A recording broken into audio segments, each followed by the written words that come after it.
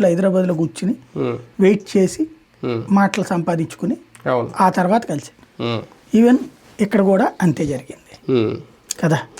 కాబట్టి నువ్వు ఏంటి ఇంక అక్కడ నాకు అర్థమైంది ఏంటంటే ఇవాళ వెళ్తున్నటువంటి వాళ్ళందరూ కూడా సాధారణంగా వీళ్ళు ఓటర్ని అనేటువంటి వాళ్ళు మనం తెచ్చుకోగలంలే ఓటు మన పార్టీని బట్టి ఓట్లు వస్తాయి అనే లెక్కలో ఉంటారు.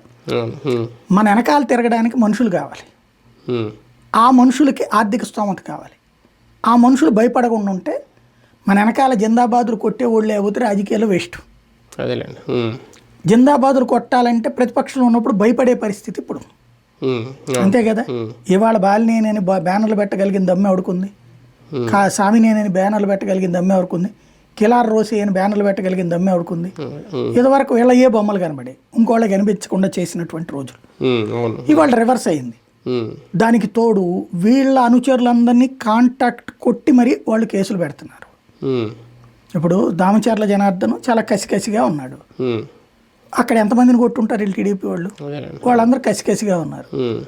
వైఎస్ఆర్ కాంగ్రెస్ పార్టీలో వచ్చిన తర్వాత వాళ్ళంతమంది మీద కేసులు పెట్టారు. అక్కడికి జగ్గపేట దగ్గర జరుగుతుంది అదే. కాబట్టి ఇట్లాంటిది రోజు ఏదైనా అదే. ఇప్పుడు వాళ్ళ వెనకాల తిరిగే వాళ్ళని కాపాడుకోవాలి అంటే వైసీపీలో ఉంటే కుదరదు. కాబట్టి ఇటుకు పోతున్నారు అనుకుంటున్నాను నేనైతే.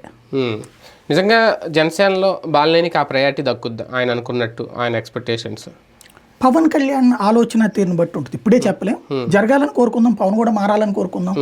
ఏముంది ఇప్పుడు పవన్ కళ్యాణ్ మీటింగులు పెడుతుంటాడు, వింటాడు, ఆయన మాట్లాడేది చెప్తాడు.